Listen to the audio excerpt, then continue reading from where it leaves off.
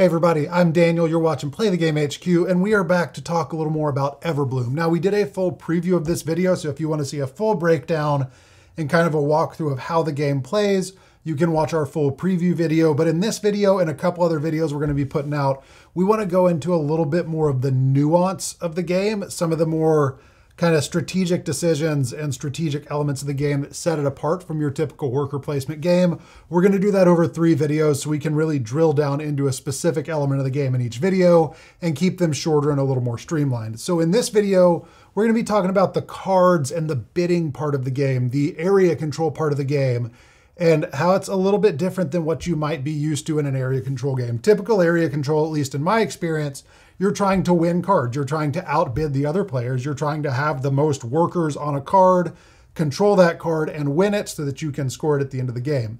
In Everbloom, your main goal is to get cards so that you can bring them into your biome and eventually pollinate them, because unpollinated cards don't score anything for you at the end of the game. So the balance there is really winning cards, but also strategically losing cards so that you have enough pollinators to actually score the cards that you win. So during the wilderness phase, you're going to be using your tokens to bid on the cards. You're going to place your tokens on these landmarks, and then whatever token you place, you're going to put that number of pollinators on the surrounding cards, on any of the adjacent or the connected cards. So with the red 4 here, I can distribute 4 pollinators to any of these 4 connected cards. The arrows are connected from the landmark to the cards that I can place them on. And then at the end of the round, we're going to resolve that, and whoever has the most is going to win that card. But anyone who had pollinators but didn't win the card is going to send those pollinators to the matching groves, where they will eventually be able to use those pollinators to pollinate cards in their biome. So in order to have pollinators, you have to lose cards. So blue is going to win this card because they have 3, red and green both have 2. So blue is going to discard those pollinators back into their supply, but red and green are going to send theirs to the aquatic grove, and later we'll be able to use those to pollinate cards. So it's really a balance of winning cards so that you can score them, but also making sure that you have pollinators. And again, being strategic with where you lose those cards. If I happen to bid a couple of pollinators on every different biome and I lose those, then I have 2 pollinators on each of these biomes, and that's not very useful to me, because at the end of the round, during the pollination phase, you're going to take all of your pollinators from one biome. So if I'm strategically losing cards, I need to make sure that I'm stacking my pollinators into at least a couple of biomes, but I don't want them spread out across all the different biomes, because then I'm not going to have access to all of my pollinators. It's only 3 rounds. You're only ever going to be able to use 3 different groves in the entire game. So having pollinators across all 5 is actually a strategic disadvantage, because you're not going to be able to get what you need in order to pollinate your cards effectively. So that's one element of the wilderness phase, in addition to just picking the cards that you want to win and why you want to win them. And we'll talk about that in a separate video, about how the cards down here score after you win them. But essentially, like, you do need to win cards, but you also need to lose cards. Now, there are other ways to get pollinators. In addition to losing cards and going to that matching biome, the cards have different scoring bonuses on them. Some of those are community scoring, where anyone who meets the criteria is going to score it. And some of those are bonuses just for the person who won the card. So if there's a single paw print, that only goes to the person who won the card. So in this case, blue, because they won the card, is going to move up 2 spaces on the bloom track. That's what those flowers are for. In this one, anyone who has 2 pollinators is going to gain a pollinator on the yellow, on the desert biome.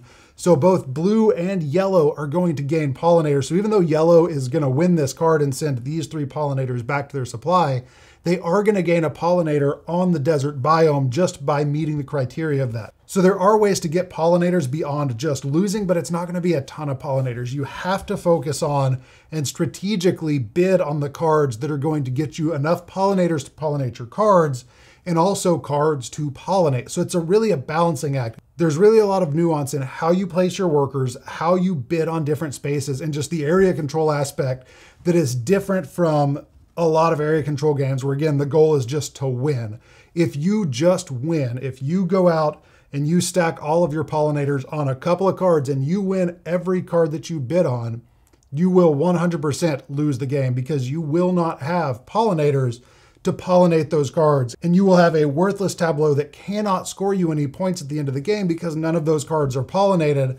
And the way the end game scoring works, even if you get a couple of cards pollinated, if you're able to squeeze out a couple of pollinators to flip those cards, because second and third place have fractional scoring, they don't score the full value of those pollinators. If you come in third place in every one of your biomes with 2 nectars in each biome, that's 0 points because you score 1 point for every 3 nectar rounded down. So making sure, and sometimes taking the loss of that -5, maybe leaving a biome empty so that you can stack cards in another one, it really just builds into this strategy of focusing on the nuance, focusing on the little things, not just bidding because a card is there, but making sure that you're bidding on the cards that are going to work with your cohesive strategy. Because it is a short game, it's only 3 rounds, so you really have to maximize what you're doing because you're not going to be able to play a perfect strategy. You are never going to be able to bid in a way that lets you win all of the biomes. And in some cases, again, it may be more strategic and more beneficial to leave a couple of these empty, even though that's going to cost you 5 points at the end of the game. That may be more beneficial scoring-wise than having a bunch of low-scoring biomes versus having some high-scoring biomes and a couple that cost you a few points. So that's just one of the elements of this game where it goes a little deeper than maybe your average area control and bidding game, where you're not just trying to win, you are strategically winning and strategically losing to set yourself up to score better at the end of the game. If you have any questions about that, feel free to ask in the comments. We'll answer those as quick as we can. We'll also leave links to the Kickstarter below and to our other videos that we have on this game. Again, in our next video, we're going to talk about these scoring tokens and how important the order in which you add those tokens to your board is, and just kind of the decision making around that. And then we're also going to do a video on the different groves and the nectar board, and just kind of an overall some of the lingering different areas where you can score points, where you can be strategic and really set yourself up for a nice competitive game and hopefully a win. So those will be in 2 separate videos. Again, if you have any questions, let us know. Until next time, we'll see you later. Bye.